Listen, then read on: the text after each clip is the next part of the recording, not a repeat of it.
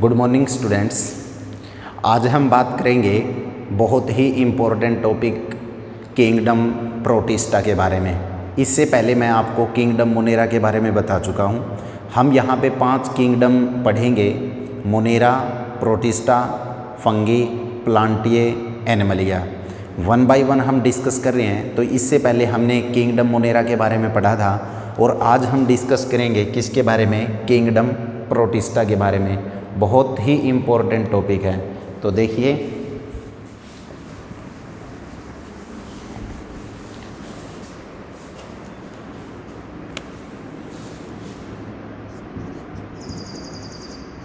Kingdom protista. जो kingdom protista है ये किंगडम मोनेरा से थोड़ा सा एडवांस है, क्योंकि मैं आपको इसकी क्लासिफिकेशन पहले बता चुका हूँ कि जो स्टार्टिंग में था वो 2 किंगडम क्लासिफिकेशन आया था, फिर 3 किंगडम क्लासिफिकेशन आया था, 4 किंगडम क्लासिफिकेशन आया था, 5 किंगडम क्लासिफिकेशन आया था। तो 5 किंगडम क्लासिफिकेशन में जो पहला नाम आता है वो मोनेरा का आता है। दूसरे नंबर पे जो आता है वो किसका आता है?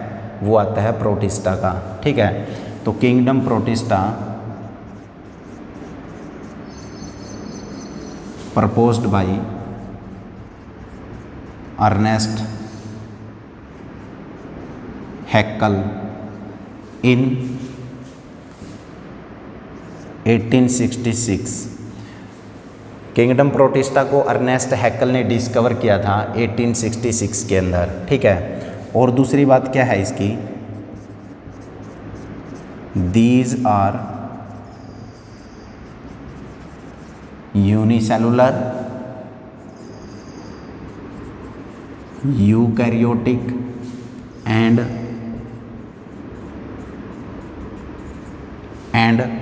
Mostly aquatic in nature. ठीक है, उसके बाद अगर हम बात करें किंगडम प्रोटिस्टा के बारे में, These are the connecting link between Monera and other 3 kingdom: fungi, Plantae and Animalia. देखो, इस लाइन का क्या मतलब है कि जो किंगडम प्रोटिस्टा है ना वो कनेक्ट बिटवीन मोनेरा और जो ऊपर के 3 किंगडम है फंगी, प्लांटी और एनिमलिया, इनको आपस में जोड़ के रखता है। कैसे? देखिए, जैसे कि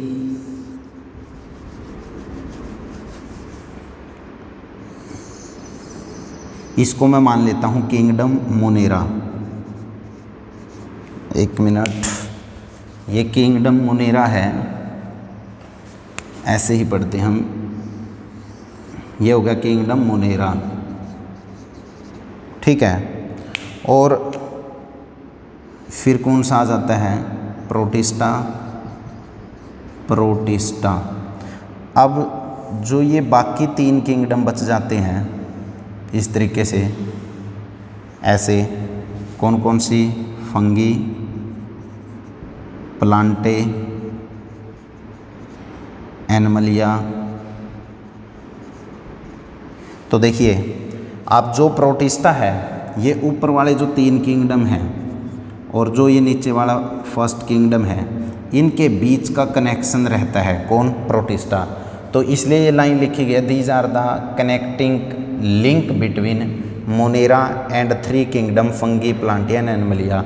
मतलब क्या करता है? जो प्रोटिस्टा है ना वो मोनेरा को और इन आपस में जोड़ के रखता है। मतलब कोई भी ऑर्गेनिज्म अगर एडवांस बना है ना, मोनेरा से या फिर आगे जो भी ऑर्गेनिज्म डेवलप हुए हैं, वेल डेवलप्ड हुए हैं, तो वो सारे के सारे यहाँ प्रोटिस्टा से होकर के निकले हैं। मतलब कोई भी चीज़ डायरेक्टली फंगी, प्लांटियन या एनिमलिया की नहीं गई है, वो कहीं ना कहीं प्रोटिस्टा से होकर के गई है। इसलिए प्रोटिस्टा का क्या है, इन चारों के साथ लिंक है।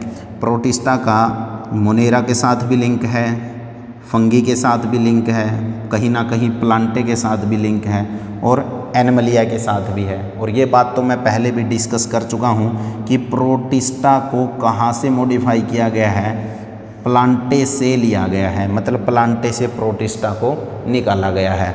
तो आपस में कहीं ना कहीं इन तीनों का और जो मोनेरा का आपस में कहीं ना कहीं लिंक है। तो मैंने अभी तक यही बताया कि जो किंगडम प्रोटिस्टा है वो अर्नेस्ट हैक्कल ने डिस्कवर किया था। ठीक है, कब किया था? 1866 में डिस्कवर किया था। और ये यूनिसेलुलर होते हैं, ठीक है, यूकैरियोटिक नेचर के होते हैं, एक्वेटिक नेचर के होते हैं और आपस में कनेक्शन रखते हैं इन ऊपर वाले तीन का और मोनेरा के साथ।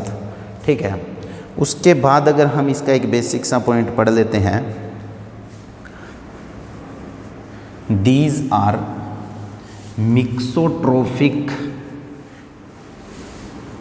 मिक्सोट्रोफिक टाइप ऑफ ऑर्गेनिज्म या मिक्सोट्रोफिक न्यूट्रिशन करता है ये, मिक्सोट्रोफिक न्यूट्रिशन। मिक्सोट्रोफिक न्यूट्रिशन का मतलब क्या होता है, इसमें दोनों प्रोसेस आती हैं। एक तो ये ऑटोट्रोफ है, ऑटोट्रोफिक, ठीक है, एज वेल एज हेट्रोट्रोफिक। मतलब जो प्रोटिस्टा है ना वो हेट्रोट्रोफिक नेचर के भी होते हैं, ऑटोट्रोफिक नेचर के भी होते हैं। जो आपके ऑटोट्रोप्स हैं उसमें कौन आ जाता है, उसमें आ जाता है क्रीसोफाइट, और कौन आ जाता है डाइनोफ्लैजिलेट्स, और आ जाता है आपका यूग्लेनोइड। ये जो तीनों आते हैं इसमें ये ऑटोट्रोफिक टाइप के होते हैं। ठीक है, और हेट्रोट्रोफिक में भी दो आ जाते हैं। एक तो आ जाता है स्लिम मोल्ड, ठीक है, एक क्या आ जाता है स्लिम मोल्ड, एक मिनट, स्लिम मोल्ड, एक आ जाता है स्लिम मोल्ड और एक आ जाता है प्रोटोजोन्स।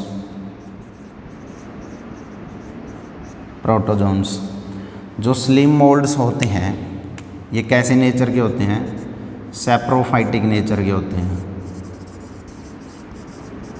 सैप्रोफाइटिक। और जो प्रोटोजोन्स होते हैं ये क्या होते हैं, ये holozoic as well as parasitic in nature. ये होलोजोइक और पैरासिटिक नेचर के होते हैं। ठीक है, तो हम किंगडम प्रोटिस्टा को मिक्सोट्रोफिक न्यूट्रिशन करने वाला एक किंगडम भी बोल सकते हैं, क्योंकि ये ऑटोट्रोप्स भी होते हैं और हेट्रोट्रोप्स भी होते हैं। बच्चों आपको ऑटोट्रोप्स का तो पता है ना, autotrophs those organism which can prepare their own food, जो अपना खाना खुद बना सकते हैं। तो उसमें किस किस की कैटेगरी आ जाती है, एक तो आ जाती है क्रीसोफाइट्स की, सेकंड आ जाता है डाइनोफ्लैजिलेट और तीसरा आ जाता है यूग्लेनोइड। और उसके बाद हेट्रोट्रोप्स में स्लिम मोल्ड्स और प्रोटोजोन्स आ जाते हैं। ठीक है, इन जो मैंने आपको 5 बताए हैं, 1 2 3 4 5, ये चारों के चारों मेंबर, 5 के 5 मेंबर किस में आते हैं, प्रोटिस्टा के अंदर आते हैं। ठीक है, अब हम 1 बाय 1 इनके बारे में डिस्कस करेंगे। तो सबसे पहले हम डिस्कस कर लेते हैं किसके बारे में, प्रोटिस्टा क्रीसोफाइट्स के बारे में। देखिए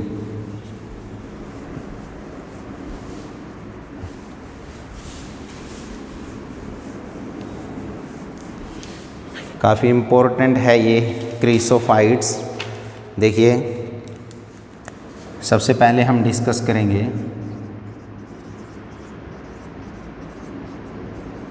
क्रीसोफाइट।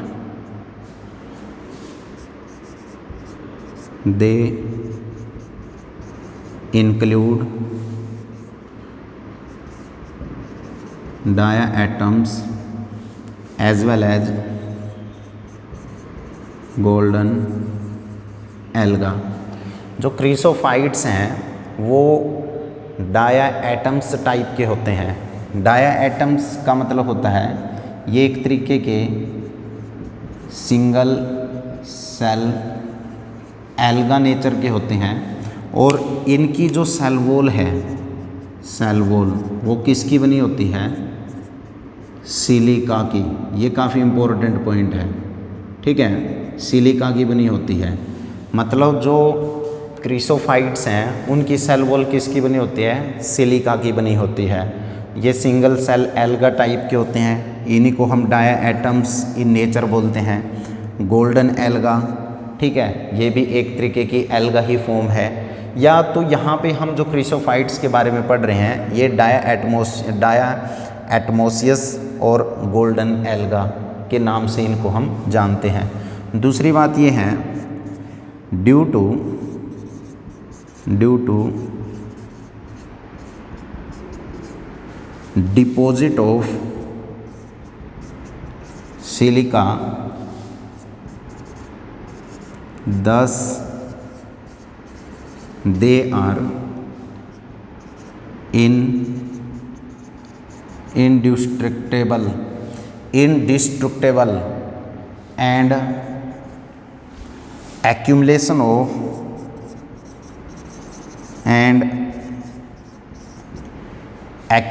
of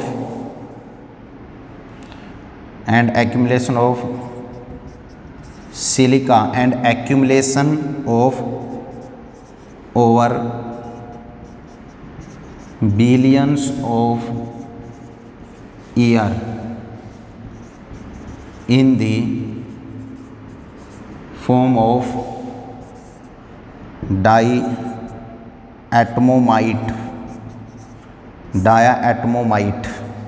ठीक है। ये काफ़ी इम्पोर्टेंट पॉइंट है। मैंने बताया कि जो क्रीसोफाइट्स हैं वो डाई एटम्स या गोल्डन एल्गा इन नेचर होते हैं, क्योंकि इनकी जो सेल वॉल है वो किसकी बनी होती है? सिलिका की बनी होती है। और सिलिका इनके सेल में डिपॉजिट होने की वजह से ये लंबे टाइम तक भी डिस्ट्रॉय नहीं होते, लंबे टाइम तक भी क्या है? डिस्ट्रॉय नहीं होते, और मिलियंस ऑफ ईयर्स ये ऐसे ही पड़े रहते हैं in the form of diatomites. मतलब ये एक सफ़ेद पाउडर की तरह लंबे टाइम तक ऐसे ही पड़े रहते हैं।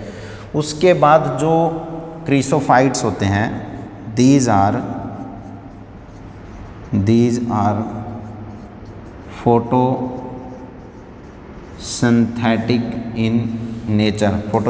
In nature.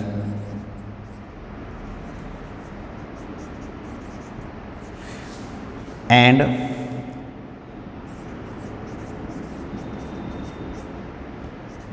प्लैंक्टोनिक, ठीक है। प्लैंक्टोन्स वो होते हैं जो पानी के ऊपर फ्लोट करते हैं। तो ये कुछ क्रीसोफाइट्स के बारे में था कि ये फोटोसिंथेटिक भी होते हैं और पानी के ऊपर एज ए प्लैंक्टोन ये क्या करते हैं? फ्लोट करते हैं, ठीक है। अब हम डिस्कस करेंगे जो इसका सेकंड मेंबर आता है वो कौन सा है? डाइनोफ्लैजिलेट्स। काफ़ी इम्पोर्टेंट है ये भी।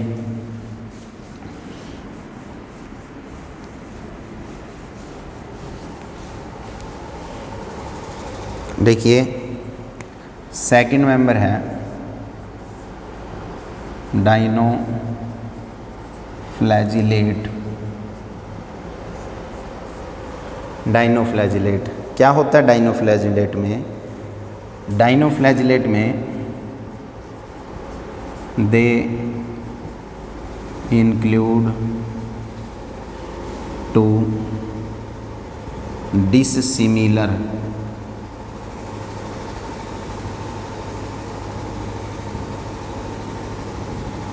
Dissimilar flagella. इसमें 2 डिसिमिलर फ्लैजिला होते हैं और फ्लैजिला की वजह से ये क्या कर सकते हैं, मूव कर सकते हैं। तो they are motile in nature. ठीक है, मतलब इसके ऊपर 2 डिसिमिलर फ्लैजिला होते हैं, इसकी वजह से ये मूव कर सकते हैं। देखो इसकी बॉडी को हम कुछ इस तरीके से बना सकते हैं।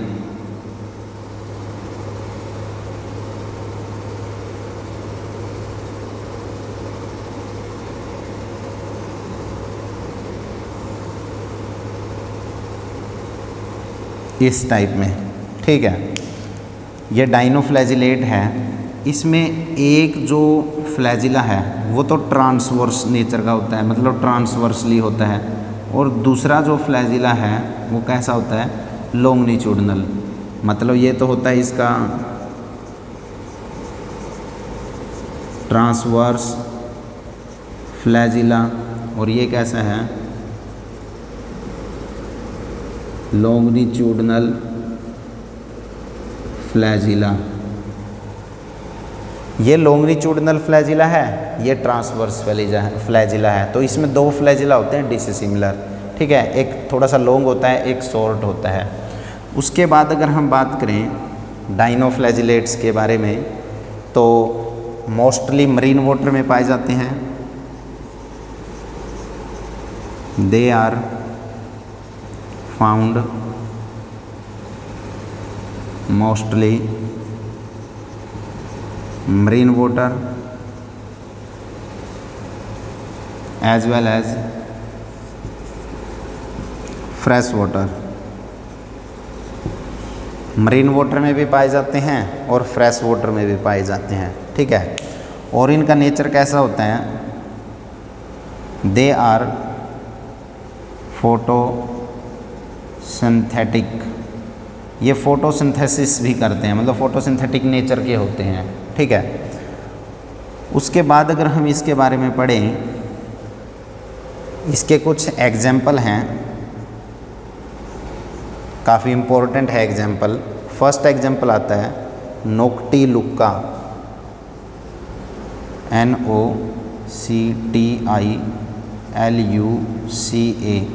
सॉरी, नोक्टिलुक्का NOTI,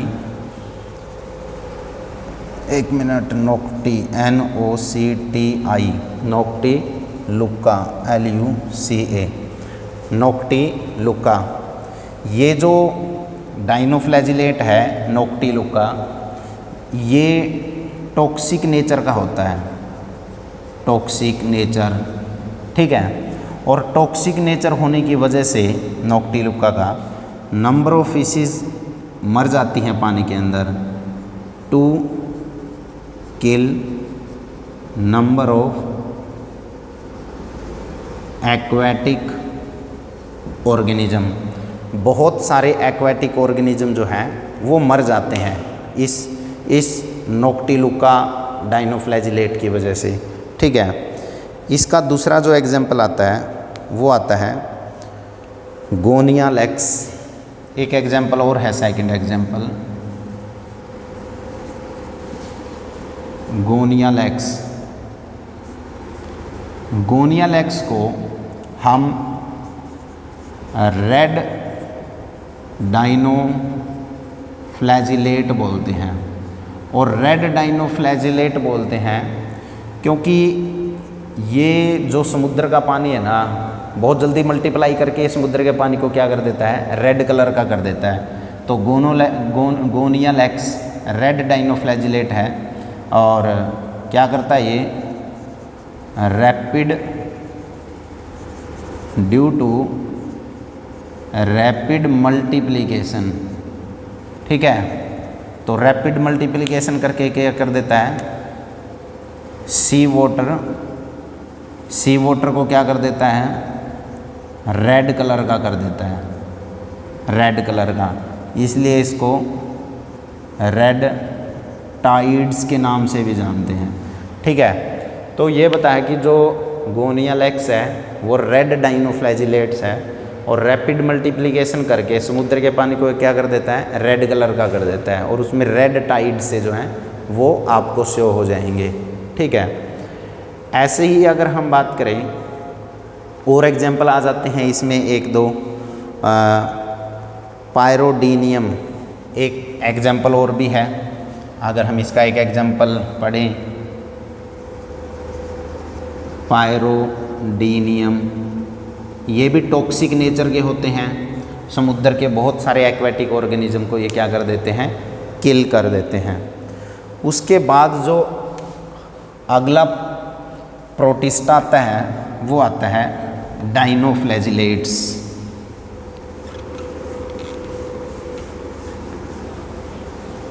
देखिए थर्ड नंबर पे आता है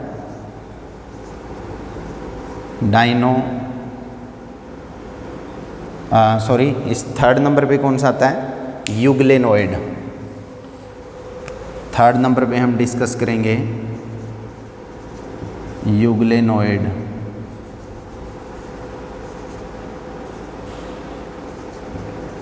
यूग्लेनोइड्स, देखो इसका बेस्ट एग्जाम्पल क्या आता है, यूग्लेना। ठीक है, और इसके ऊपर भी क्या होता है, इसमें भी दो फ्लैजिला होते हैं, इसमें भी क्या होते हैं, टू फ्लैजिला होते हैं। ठीक है, एक तो इसमें होता है लॉन्ग फ्लैजिला और एक होता है शॉर्ट फ्लैजिला। ठीक है, तो they contain two flagella, they contain two flagella, one long flagella और वन शॉर्ट फ्लैजिला। एक लॉन्ग फ्लैजिला होता है और एक शॉर्ट फ्लैजिला होता है। ठीक है, they are also found,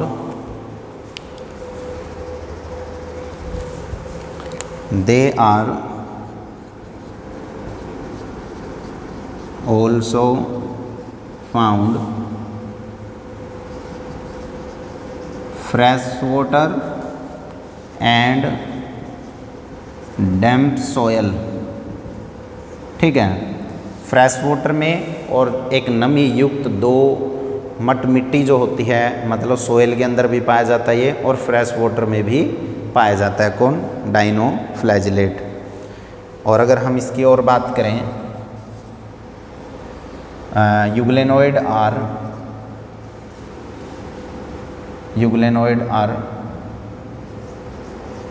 photosynthetic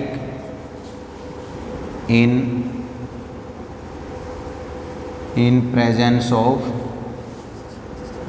sunlight। ये फोटोसिंथेसिस कर लेते हैं इन प्रेजेंस ऑफ सनलाइट। ठीक है, और क्या होते हैं ये, and these are heterotrophic in nature and these are heterotrophic in nature in absence of sunlight। काफ़ी इम्पोर्टेंट पॉइंट है। देखिए जो यूग्लेनोइड है वो फोटोसिंथेसिस करते हैं, अगर सनलाइट प्रेजेंट है तो फोटोसिंथेसिस करेंगे, सनलाइट अगर प्रेजेंट है, और हेट्रोट्रोफिक नेचर के हो जाते हैं कब, जब सनलाइट अब्सेंट होती है। अगर सनलाइट नहीं है तो हेट्रोट्रोफिक नेचर के होते हैं, अदरवाइज ये फोटोसिंथेटिक इनका नेचर होता है। तो इसमें दोनों नेचर हैं, फोटोसिंथेटिक और heterotrophic. So they show mixotrophic nutrition. ये मिक्सोट्रॉफिक न्यूट्रिशन के लिए भी जाने जाते हैं, क्योंकि ये दोनों तरीके का न्यूट्रिशन शो करते हैं, ऑटोट्रॉफिक नेचर के भी और हेट्रोट्रॉफिक नेचर भी शो करते हैं। ठीक है, उसके बाद अगर हम बात करें इनकी जो सेल वॉल होती है, इनकी जो सेल वॉल होती है, इनके ऊपर सेल वॉल प्रेजेंट नहीं होती यहाँ पे, ठीक है। तो इनकी सेल वॉल की जगह क्या होता है, खास टाइप का प्रोटीन, मतलब इनकी सेल वॉल की बजाय क्या प्रेजेंट होता है, इनकी आउटर मोस्ट लेयर में प्रोटीन, और इसी प्रोटीन की वजह से फ्लेक्सिबल हैं ये, इसी प्रोटीन की वजह से क्या है, flexible. Instead of cell wall they form protein, cell wall की जगह इनकी आउटर मोस्ट लेयर किसकी बनी होती है, प्रोटीन की, और इसकी वजह से ये फ्लेक्सिबल होते हैं। तो अभी हमने डिस्कस किया यूग्लेनोइड के बारे में, ठीक है। जो यूग्लेनोइड हैं इसमें 2 फ्लैजिला होता है, एक बड़ा एक छोटा, और फ्रेश वाटर में डम सोइल में पाए जाते हैं, मिक्सोट्रोफिक न्यूट्रिशन करते हैं। और उसके बाद मैंने बताया कि इनकी सेल वॉल प्रोटीन की बजाय इनकी सेल वॉल जो होती है ना वो प्रोटीन की बनी होती है, इसकी वजह से ये फ्लेक्सिबल हैं। तो बच्चों आज हम लोगों ने डिस्कस किया कि प्रोटिस्टा के जो 3 मेंबर हैं, ठीक है, उसमें क्रीसोफाइट, उसके बाद हमने डाइनोफ्लैजिलेट को डिस्कस किया, फिर हमने यहाँ पे यूग्लेनोइड को डिस्कस किया है, एग्जाम्पल्स पढ़े। और जो प्रोटिस्टा है वो सेकंड किंगडम के अंदर, मतलब कि किंगडम में वो सेकंड नंबर पे आता है। तो आज के लिए आप 11th की बायोलॉजी का जो बायोलॉजिकल क्लासिफिकेशन हम पढ़ा रहे हैं, तो उसके अंदर आप आज आपने क्या पढ़ा, प्रोटिस्टा के बारे में पढ़ा। बाकी हम इसके जो 2 मेंबर बचते हैं, स्लेव मोल्ड और प्रोटोजोन्स, वो आगे की वीडियो में डिस्कस करेंगे। Thank you very much.